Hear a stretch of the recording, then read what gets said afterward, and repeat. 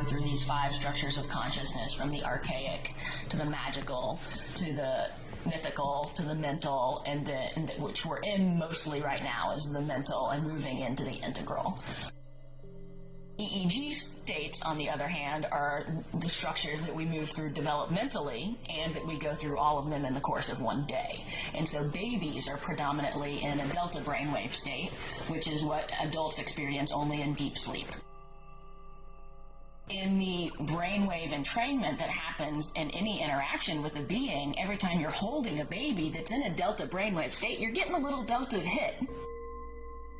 So children move, they're gradually layering in higher frequency brainwave states. So the delta brainwave state is the long, slow waves, right? 0 to 4 beats per second. Next brainwave state is a theta brainwave state, which is very young children. And we experience in the hypnagogic stage, when you're just falling asleep and characters and auditory hallucinations are like popping into your brain as if from nowhere. And that's also, it's the 3 to 7 hertz beats per second shamanic drum beat. And the shamanic drum beat drives the theta brainwave state entrainment, so you can sink down into an imaginal reality that children are already in. So when they have their imaginary friends hanging out with them, like, they're in a dream state. They're living in a dream state, you know? That totally makes sense for where they're at. And time is one-dimensional there. You know, and so here's where the models merge, right? Gebser talks about the dimensionality of time as you move through the structures. And for him, the magical structure of consciousness is one-dimensional time. It's purely present moment. No past, future, no abstract other than now. And so it's a synchronistic place to be. Meanings associated by things that arise together. Mythical structure of consciousness, because then you're really separating out the here and the not here. And the not here is the abstract symbolic. In the same way that time is only one-dimensional, identity is totally diffuse. Mm-hmm. The boundaries of identity are not as hardly held as firmly. And so just like a child, you know, an adult might have a childhood memory of something that they swear happened to them, but really it happened to their sibling.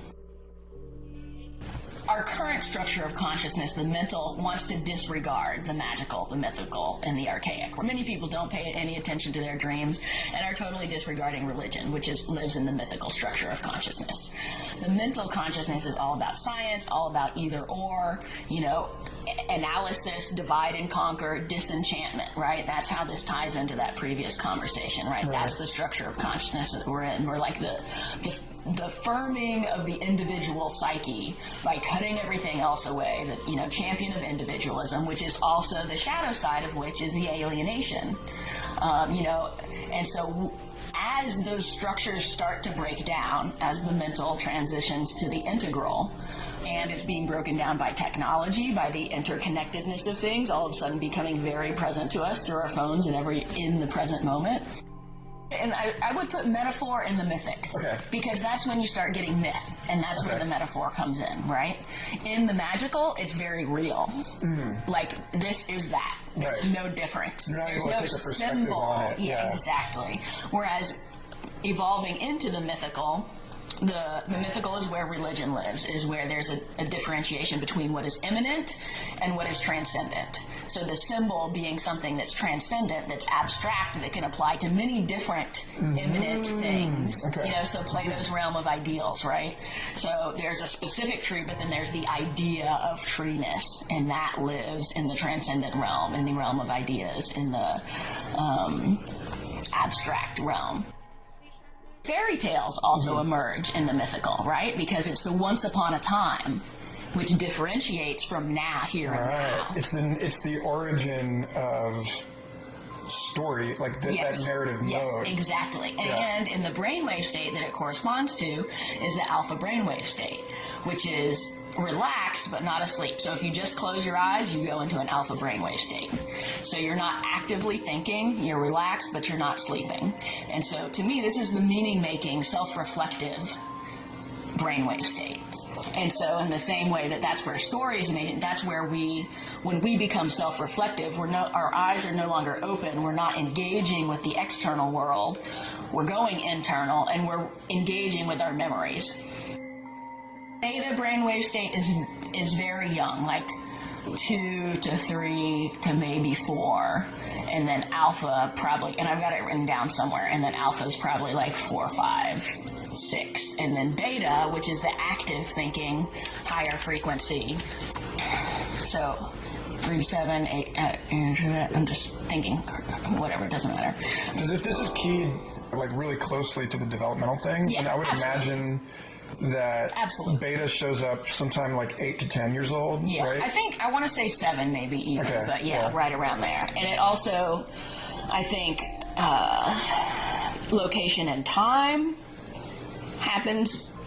Oh, I don't remember when. I was just reading about this recently. When it, the details aren't there.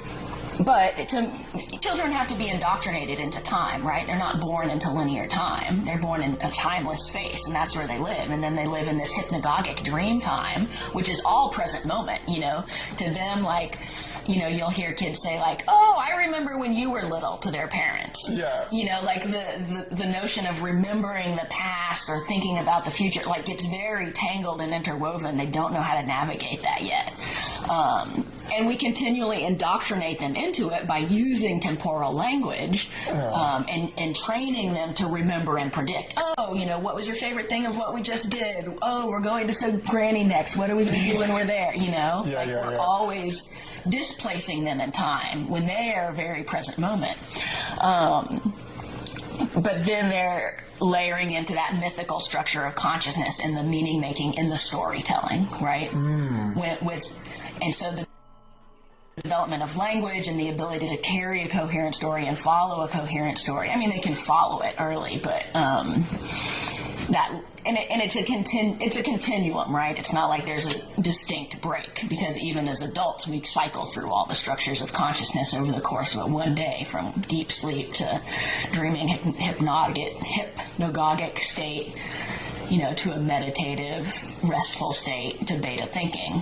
But we normally think of beta, like consciousness, is the only thing that matters, because we're in the mental structure of consciousness, which tends to disregard all the other structures of consciousness. And the mental structure of consciousness in the beta brainwave state is the three-dimensional time, as Gebser talks about it. So it is past, present, future. So you have those 3 dimensions of time. It's no longer the mythical here, not here, or the magical only one thing, but you get linear causality. This causes that, causes that, causes that. The scientific way of thinking, which is why science doesn't know what to do with any sort of divination system, because they are synchronistic systems that live in between the magical and the mythical. And the mental structure of consciousness in the beta brainwave state is the 3-dimensional time, as Gebser talks about it. So it is past, present, future. So you have those 3 dimensions of time. It's no longer the mythical here, not here, or the magical only one thing, but you get linear causality. This causes that, causes that, causes that. The scientific way of thinking, which is why science doesn't know what to do with any sort of divination system, because they are synchronistic systems that live in between the magical and the mythical. Right.